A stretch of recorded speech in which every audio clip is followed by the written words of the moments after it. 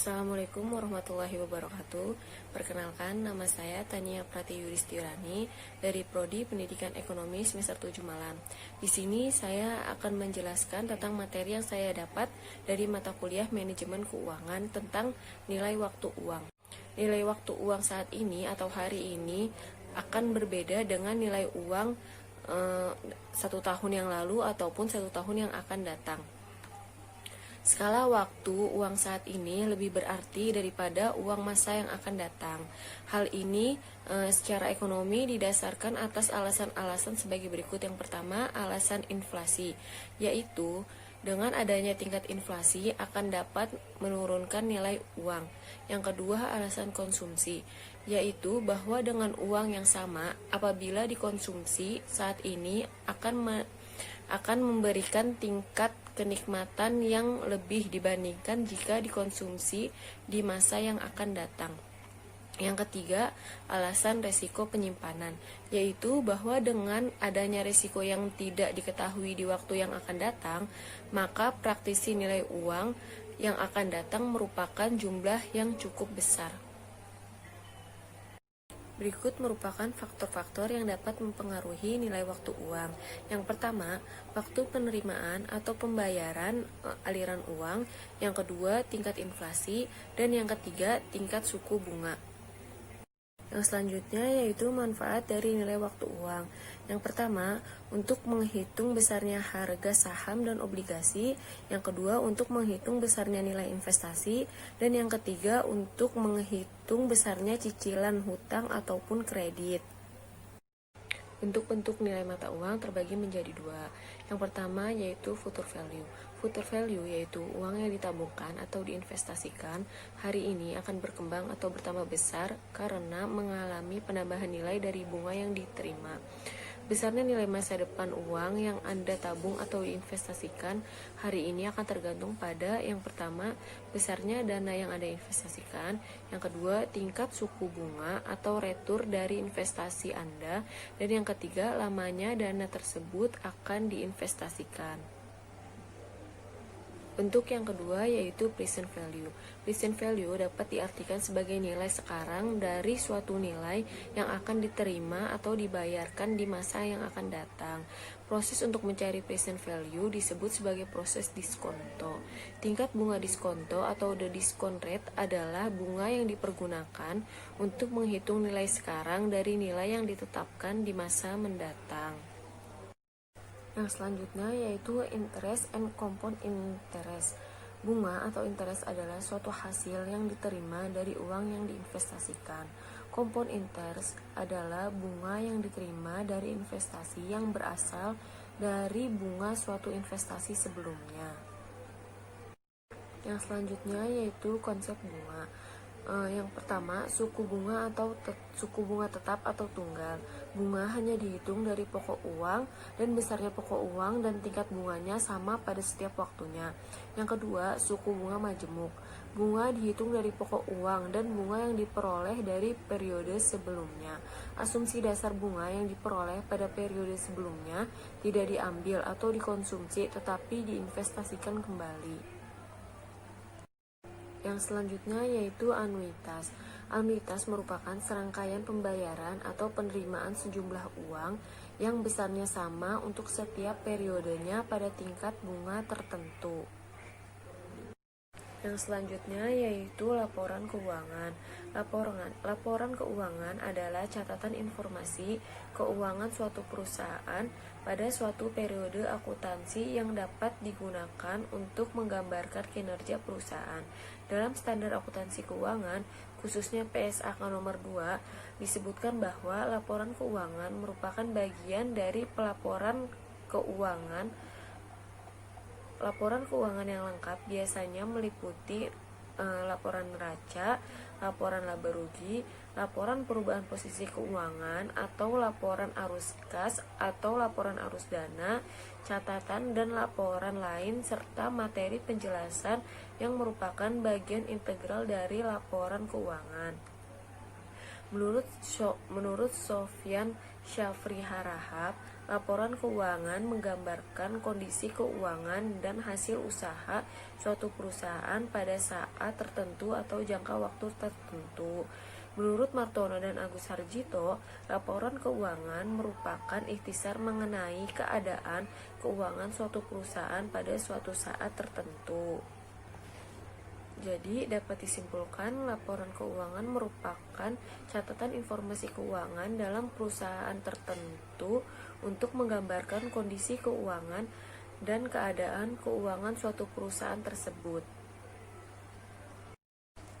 Laporan keuangan ini dibuat untuk memenuhi kebutuhan pihak internal perusahaan dan pihak eksternal perusahaan. Pihak internal perusahaan, khususnya pimpinan perusahaan atau manajemen, akan menggunakan laporan keuangan sebagai alat untuk mengendalikan jalannya perusahaan dan sebagai bahan pertanggungjawaban kepada pemilik atas kepercayaan yang diberikan kepadanya untuk mengelola perusahaan. Sedangkan pihak eksternal perusahaan memerlukan laporan keuangan untuk memperoleh informasi yang dapat dipercaya dalam rangka mengambil keputusan ekonomi, yaitu penanaman modal atau investasi, ataupun pemberian pajak yang harus dibayarkan kepada pemerintah oleh perusahaan yang bersangkutan. Yang selanjutnya yaitu penjelasan PSAK mengenai pihak-pihak yang memanfaatkan laporan keuangan. Yang pertama, investor. Investor membutuhkan informasi untuk membantu menentukan apakah harus membeli atau menahan atau menjual investasi tersebut. Yang kedua, karyawan. Karyawan membutuhkan informasi untuk menilai kemampuan perusahaan dalam memberikan balasan jasa, manfaat pensiun, dan kesempatan kerja. Yang ketiga yaitu pemberi pinjaman. Pemberi pinjaman tertarik dengan informasi keuangan yang memungkinkan mereka untuk memutuskan apakah pinjaman serta bunga dapat dibayar pada saat jatuh tempo ataupun tidak. Yang keempat yaitu pemasok dan kreditor usaha lainnya. Pemasok dan kreditor usaha lainnya tertarik dengan informasi yang memungkinkan mereka untuk memutuskan apakah jumlah yang terhutang akan dibayar pada saat jatuh tempo. Kreditor usaha berkepentingan pada perusahaan dalam tenggang waktu yang lebih pendek daripada pemberi pinjaman, kecuali kalau sebagai pelanggan utama mereka tergantung pada kelangsungan hidup perusahaan. Dan yang kelima yaitu pelanggan.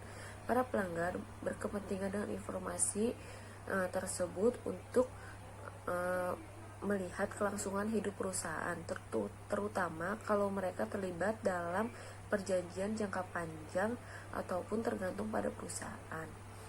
Yang keenam yaitu pemerintah. Pemerintah di sini berkepentingan dengan alokasi sumber daya dan karena ini berkepentingan dengan aktivitas perusahaan mereka menetapkan kebijakan pajak dan sebagai dasar untuk menyusun statistik pendapatan nasional dan statistik lainnya. Dan yang terakhir yaitu masyarakat. Perusahaan mempengaruhi anggota masyarakat dalam berbagai cara. Misalnya, perusahaan dapat memberikan kontribusi berarti pada perekonomian nasional termasuk jumlah orang yang dipekerjakan dan perlindungan kepada penanam modal domestik. Laporan keuangan dapat membantu masyarakat dengan menyediakan informasi kecenderungan dan perkembangan terakhir kemakmuran perusahaan serta rangkaian aktivitas dari perusahaan tersebut. Menurut Ikatan Akuntansi Indonesia, tujuan laporan keuangan ada 3, yaitu yang pertama, menyediakan informasi yang menyangkut posisi keuangan, kinerja, serta perubahan posisi keuangan suatu perusahaan yang bermanfaat bagi sejumlah besar pemakai dalam pengambil keputusan ekonomi. Yang kedua yaitu laporan keuangan tidak menyediakan semua informasi yang mungkin dibutuhkan pemakai dalam pengambil keputusan ekonomi karena secara umum menggambarkan pengaruh keuangan dari kejadian di masa lalu dan tidak diwajibkan untuk menyediakan informasi non-keuangan. Dan yang ketiga yaitu laporan keuangan menunjukkan apa yang telah dilaksanakan manajemen atau pertanggungjawaban manajemen atas sumber daya yang dipercaya kepada mereka. Yang selanjutnya yaitu macam-macam laporan keuangan. Di dalam manajemen keuangan, laporan keuangan memiliki peranan yang begitu besar. Laporan keuangan dalam manajemen keuangan sama dengan laporan keuangan dalam akuntansi. Laporan akuntansi utama yang pertama yaitu neraca atau laporan posisi keuangan. Neraca atau laporan posisi keuangan adalah suatu bentuk susunan dari unsur-unsur aktiva, hutang, dan modal atau ekuitas suatu perusahaan pada tanggal tertentu yang disusun secara sistematis. Badan usaha atau perusahaan itu mungkin dimiliki oleh perseorangan, sekutu-sekutu, ataupun oleh para pemegang saham. Komponen neraca antara lain yang pertama aktiva, baik aktiva lancar maupun aktiva tidak lancar. Yang kedua hutang, baik hutang jangka panjang maupun hutang jangka pendek. Dan yang ketiga yaitu modal. Modal yang dimaksud adalah modal pada akhir periode. Yang kedua yaitu laporan laba rugi. Laporan laba rugi merupakan suatu laporan yang disusun secara sistematis tentang pendapatan yang diperoleh dan tentang biaya-biaya yang menjadi beban perusahaan dalam usahanya selama satu periode tertentu, sehingga dapat ditentukan jumlah laba atau ruginya. Penyajian laporan laba rugi.